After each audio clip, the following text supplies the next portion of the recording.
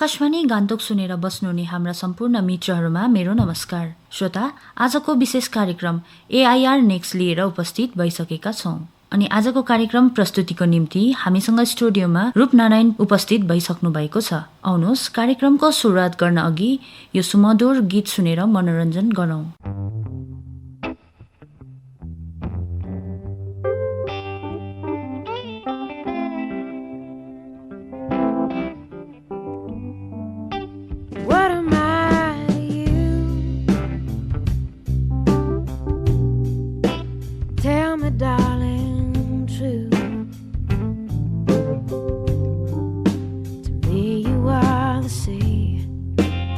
Fast as you can be, deep the shade of blue.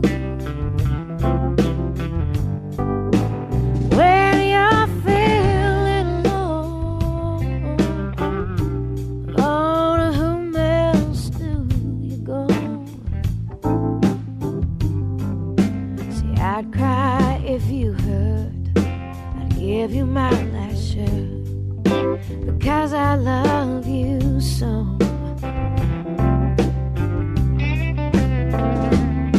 Now if my sky should fall, would you even call? I've opened up my heart, I never want to part. I'm giving you the ball.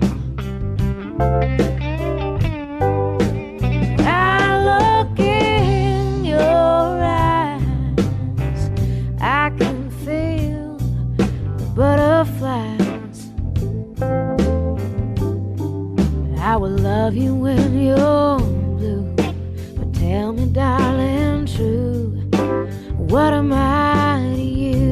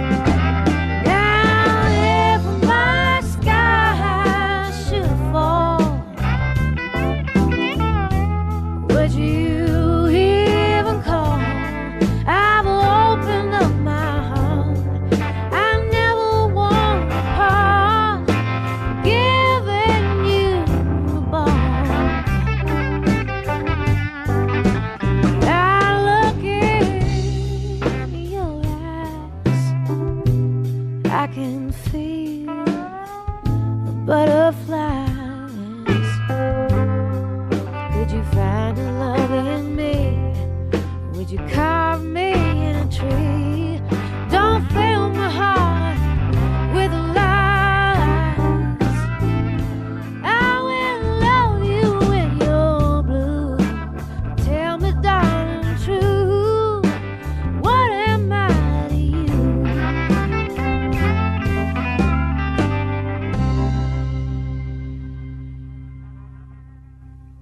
Akashvani सुनिरहनु भएका सम्पूर्ण श्रोतागणहरूलाई मेरो तर्फबाट नमस्कार। म Rupnarayan Kami district institute of education and training Gangtok पूर्व सिक्किमबाट आफ्नो विचार वक्तव्यलाई राख्न भनी उपस्थित भएको छु र मेरो शीर्षक रहेको छ आजाद भारतको प्रगति। भारत मेरो देश, महान देश। यो भारत देशको कुरा गर्न पर्दा यो शब्दमा बयान गर्न सकिँदैन। शब्दमा बयान गर्न सकिने भन्दा यसको गुणगान जति गरे त्यति कम हुन्छ। यो देश कश्मीरदेखि कन्याकुमारी र गुजरातदेखि अरुणाचल प्रदेशसम्म बसेको छ। हुन त हाम्रो देश भारत एउटै भारत हो, तर यस देशभित्र भाषा, संस्कृति, धर्म, सभ्यता आदि आआफ्ना बेग्ला बेग्लै छन् र पनि हाम्रो देशलाई एक भारत नै भनिन्छ। र आउनुहोस् श्रोतागण, यो महान देश भारतको आजादीवादको प्रगतिबारे हामी कुराकानी गर्नेछौँ। हामी सबैलाई थाहा भएकै कुरा हो, यो देश भारत बन्नभन्दा अघि लगभग 200 सालसम्म अङ्ग्रेजहरूको गुलामीमा थियो। तब देशको अवस्था कस्तो थियो यो कुरा त हामीले इतिहासमा पढि नै आएका छौँ। तर आजादीवादका देशको उपलब्धि र प्रगतिबारे पनि जान्न हामीलाई त्यतिकै जरुरी छ। आउनुहोस् श्रोतागण, म तपाईहरूलाई देशको केही मुख्य उपलब्धिबारे अवगत गराउन चाहन्छु। 15 अगस्त 1947 हाम्रो देश भारत अङ्ग्रेजको गुलामीबाट आजाद भयो र आजादी साथसाथै अङ्ग्रेजले देशलाई 2 भागमा पारेर गए, एउटा भारत अर्को पाकिस्तान। र त्यस समय यो मात्र नभएर हाम्रो देश भारत एक भारत थिएन। श्रोतागण, यदि अहिले हामी भारतको राजनीतिक नक्सालाई हेऱ्यौँ भने यसमा 28 वटा राज्य र 9 वटा केन्द्र शासित प्रदेश छन्।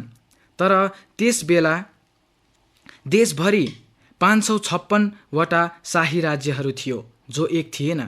र यो सबै शाही राज्यहरूलाई एक बनाउन देशका नेताहरूका लागि एउटा ठूलो चुनौती थियो।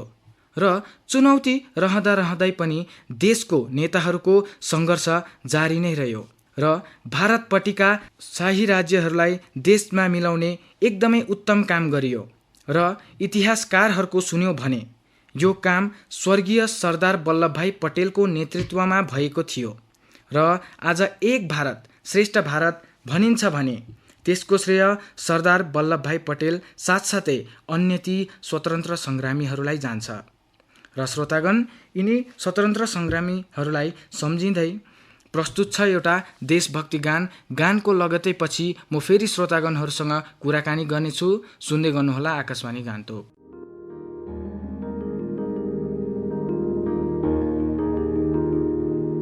है मेरी ज़मीं अफसोस नहीं जो तेरे लिए 100 दर्द सहे, महफूज रहे तेरी आन सदा चाहे जान मेरी ये रहे ना रहे।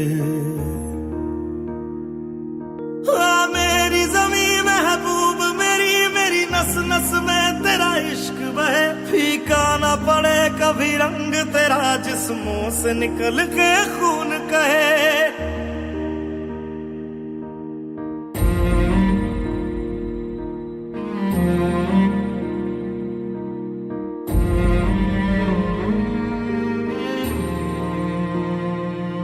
तेरी मिट्टी में मिल जावा गुल बन के मैं खिल जावा, इतनी सी है दिल की आरज़ू। तेरी नदियों में बह जावा तेरे खेतों में लहरावा, इतनी सी है दिल की आरज़ू।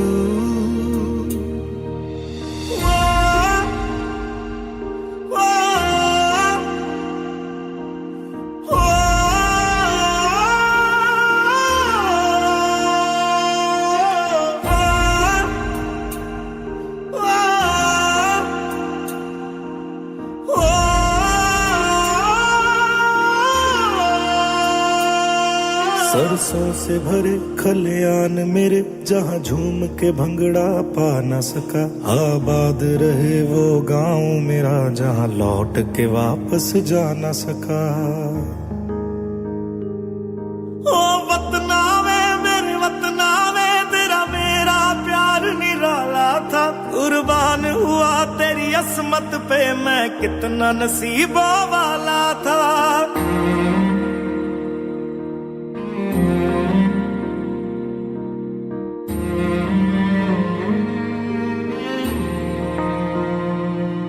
तेरी मिट्टी में मिल जावा गुल बन के मैं खिल जावा, इतनी सी है दिल की आरज़ू।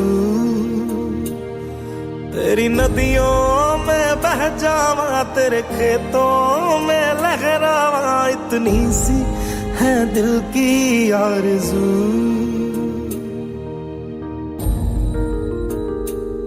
केसरी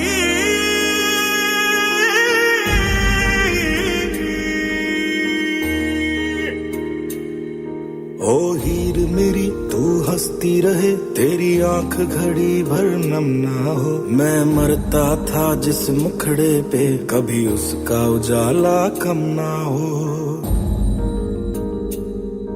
ओ माई मेरी क्या फिक्र तुझे, क्यों आंख से दरिया बहता है। तू कहती चांद हूं मैं और चांद हमेशा रहता है।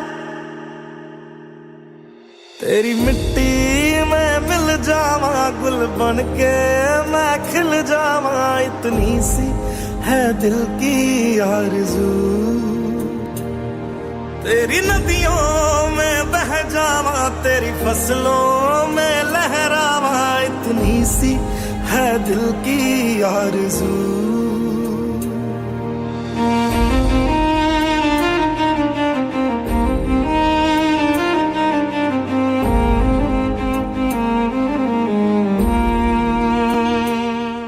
देशभक्ति गान सुनेर मनोरञ्जन साथसाथै देशका ती शहीदहरूलाई सम्झिन भयो होला भन्ने आशा राख्दछु। अब कुराकानीलाई अघि बढाउँ है त। अङ्ग्रेजको समयमा धेरै देशका मानिसहरू अन्नकाल या खानका लागि केही नभएर आफ्नो ज्यान समेत गुमाए। तर अहिले देशमा हेऱ्यौँ भने खाद्य उत्पादनमा पनि निकै वृद्धि भएको छ, जसले गर्दा अन्नकालद्वारा मृत्यु हुनेको सङ्ख्या कम भएको छ र हाम्रो देशमा खाद्य उत्पादन राम्रो भएकोले विदेश मुलुकहरूमा पनि यो अन्नलाई पठाइने काम गरिरहेको छ, जसले गर्दा देशको किसानहरूको विकास हुने काम भइरहेको छ। र श्रोतागण, त्यही भएर हामीले कहिले अन्न फ्याँक्नु हुँदैन, किनभने हामीले फ्याँक्ने अन्नका दानाले कसैको पेट भर्न सक्छ र कसैको ज्यान बाँच्न सक्छ। यो त थियो खाद्य उत्पादनको क्षेत्रमा देशको प्रगति। र श्रोतागण, म तपाईहरूलाई जानकारी गराउन चाहन्छु कि हाम्रो देश चाहिँ एउटा मात्र यस्तो देश हो जसले आजादीको बाद नै युवाहरूलाई भोटिङ यानि मतदानको अधिकार दियो, जसले गर्दा देशलाई आज पुरा विश्वमा नै प्रजातान्त्रिक देश भनिन्छ र हरेक 18 वर्षभन्दा माथिका मानिसहरूले आफ्नो उम्मेदवारलाई मतदानद्वारा चयन गर्न सक्छन्। र श्रोतागण, के तपाईहरूलाई थाहा छ विश्वको दोस्रो प्रजातान्त्रिक देश अमेरिकाको कुरा गर्दा यो देशमा लगभग आजादीको 150 साल बाद मात्रै युवाहरूलाई भोटिङ यानि मतदानको अधिकार दियो। र हेर्नुहोस् श्रोतागण, देशको आजादीको बाद मतदानको अधिकार पाइहाल्ने हामी कति भाग्यमानी रहेछौँ। र भारत एउटा यस्तो देश हो जसमा दुनियाँको सबैभन्दा बेसी भाषाहरू बोलिन्छ र यसको सङ्ख्या हजारौँमा छ।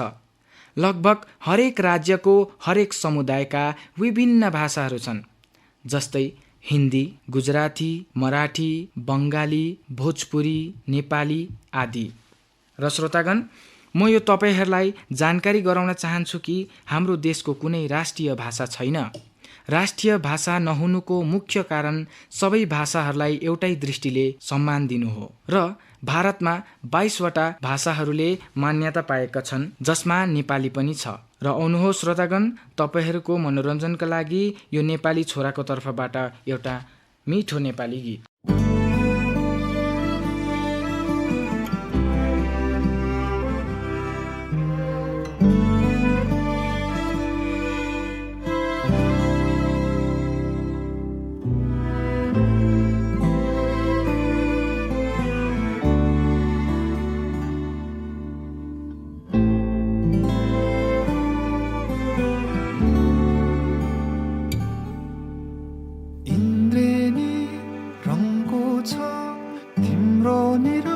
संसार कमलको फूल झै तिम्रो कमलो मुहार, सानो सानो पाइला हिँडे ठुला ठुला आशा बोकेर जगतलाई उज्यालो पार्ने तिम्रो हँसाइ, हृदयमा छापिने साँचो तिम्रो हेराइ, तिम्रो खुसीमा नै मेरो खुसी आनी गाँसेछ।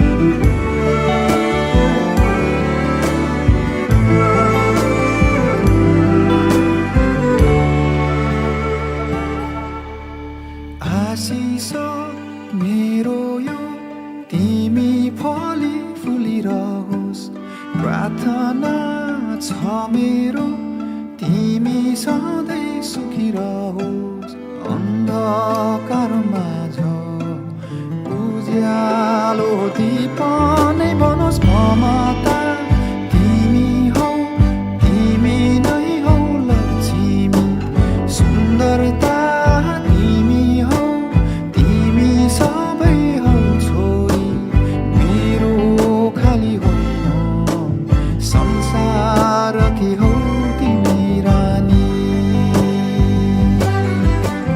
नाच है नानी जिन्दगीलाई अङ्गाली बाँच है नाच है नानी डम्फुको तिमी तालैमा नाच है पीर आए गमले नाच सुख पाए खुसीले नाच नाच है नानी जिन्दगीलाई अङ्गाली बाँच है आशा छ नेपाली गीत सुनेर श्रोतागणहरूको मनोरञ्जन भयो होला र श्रोतागण गीत सुन्दै गरे पनि हामी कुराकानी गरि नै रहनेछौँ र अब म तपाईँहरूको दृष्टिकोणलाई देशको शिक्षाको क्षेत्रपट्टि लानेछु।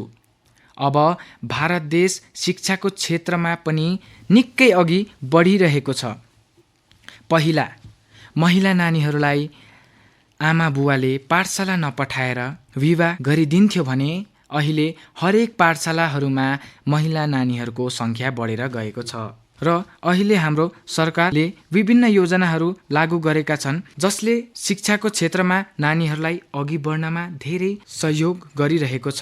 जस्तै बेटी बचाओ बेटी पढाओ पढेगा इन्डिया तभी तो बढेगा इन्डिया आदि। अब यस्तो योजनाहरूले गर्दा छोरी नानीको काम घरभित्र मात्र सीमित रहेन, अब छोरी मान्छे पनि छोरा मान्छे जत्तिकै अघि बढेर देशको निम्ति काम गर्न सक्छन् र जुन गरिब नानीहरू घरमा रोटी पाक्न पनि मुस्किल हुन्थ्यो अब उनीहरू पाठशाला जाँदा खाना पाउँछन् जसलाई हामी मिड डे मिल भनिन्छ र यसको मतलब खाली खाना दिनु लागि मात्रै नानीहरूलाई पाठशाला बोलाइएको होइन, तर नानीहरूलाई शिक्षाको क्षेत्रमा अवगत गराउन बोलाइएको हो।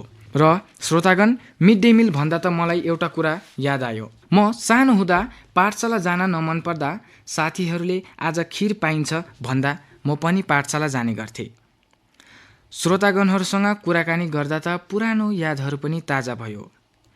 यो त थियो मेरो सानो व्यक्तिगत कुरा र आउनुहोस् हामी फेरि हाम्रो कुराकानीलाई जारी नै राख्नेछौँ। अब गरिबका नानीहरूका लागि सरकारले अरू पनि धेरै कामहरू गरिरहेका छन्। जस्तै कक्षा 8 सम्मका सबै नानीहरूलाई निःशुल्क र अनिवार्य शिक्षा प्रदान गरिन्छ। सरकारद्वारा गरिबका नानीहरूका लागि स्कलरसिप प्रदान गरिन्छ। गरिबका नानीहरू पढ्न भने देशको हरेक जिल्लामा जवाहर नवोदय विद्यालय जस्ता स्कुलहरू निर्माण गरिएको छ र श्रोतागण म पनि एउटा जवाहर नवोदय विद्यालयकै छात्र रहिसकेको छु। अब देश शिक्षामा मात्र नभएर प्राविधिक शिक्षा र डिजिटल भारतमा पनि अघि बढिरहेको छ र यसको परिणामस्वरूप देशले अहिले दुनियाँलाई धेरै राम्रो राम्रो इन्जिनियर्स, डक्टर्स, रिसर्चर्सहरू प्रदान गरिरहेको छ। उदाहरणको रूपमा गुगलको सिइओ सुन्दर पिचाई पनि भारतकै हुनुहुन्छ। र अर्को कुरा इन्फ्रास्ट्रक्चर, जसलाई नेपालीमा पूर्वाधार भनिन्छ। र पूर्वाधारको कुरा गर्दा जसमा भारत सरकारको एकदमै ठुलो योगदान रहेको छ। हरेक घर आँगनमा बिजुली, पानी, रोड आदि पुर्याइएको छ जसले गर्दा आज हामीलाई एकदमै सजिलो भएको छ। अब पहिला जस्तो धिरी र गाग्रीमा पानी लिनका लागि धारा र पँधेरो जान पर्ने छैन। यो पाइपलाइनको माध्यमबाट सरकारद्वारा घर घरमा पुर्याइएको छ जसको कारण हामीलाई तिर्खा लाग्दा पानी पिउन सक्छौँ। श्रोतागण पानी भन्दा त अलिक घाँटी सुके झैँ भयो। म पानी पिएर आउँछु, तबसम्म पानीकै सम्बन्धित यो मिठो गीत तपाईँहरूको मनोरञ्जनको लागि। गीतको बोल छ पानी मिठो मेरो हजुर इलाम बजारको।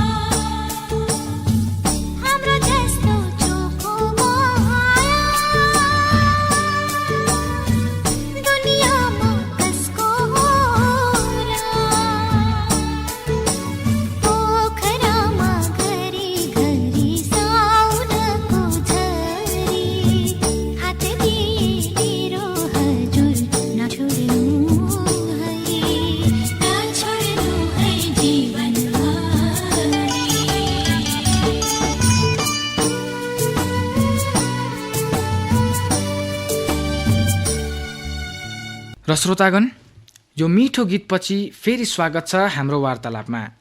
र अब सबैभन्दा मुख्य कुराबारे बात गर्नेछौँ।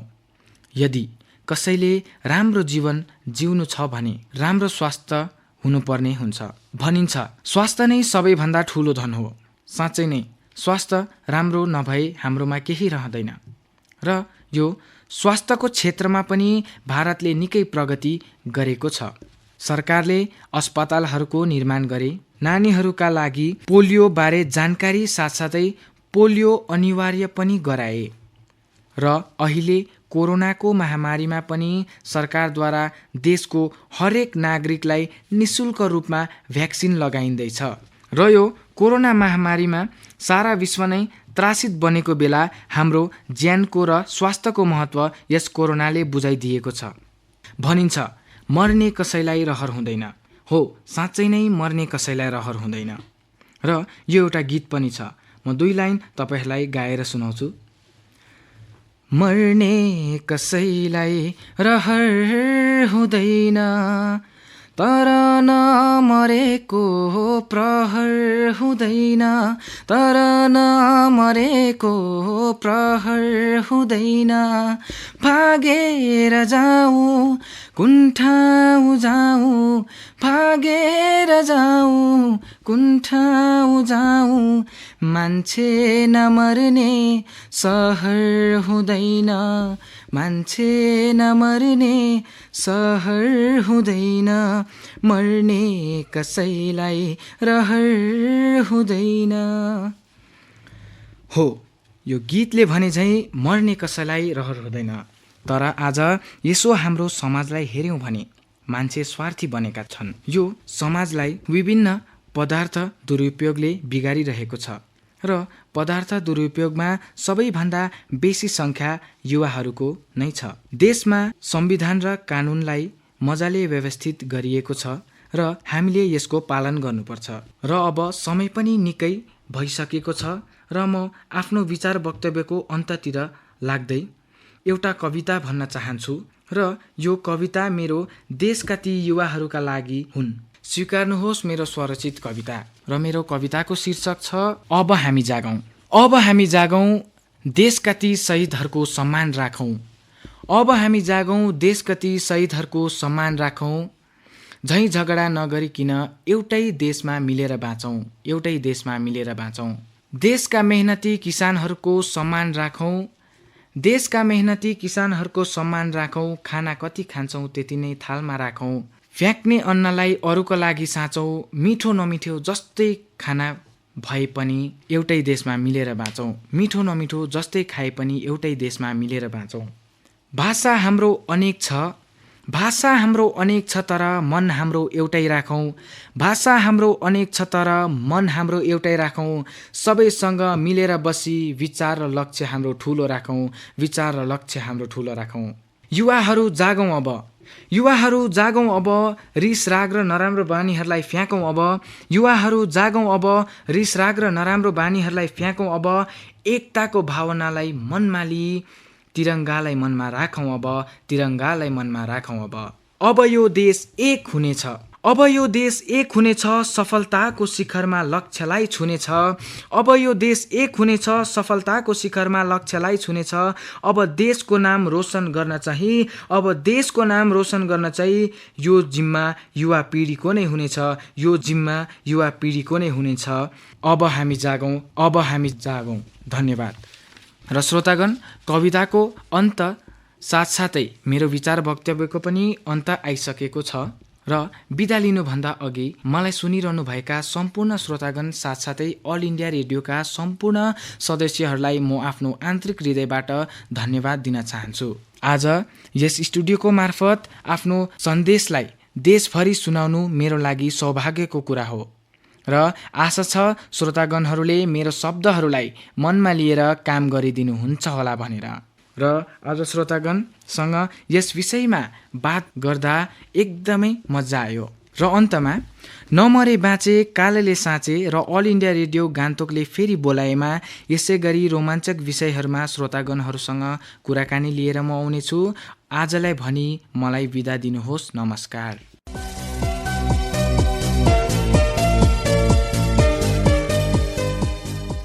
हवस् त श्रोता, यसको साथै आजको कार्यक्रम समाप्तिको सङ्केत घडीको काँचाले दिइसकेको छ। फेरि अर्को कार्यक्रममा भेट हुने नै छ। तबसम्मलाई दिनुहोस् बिदा। नमस्ते।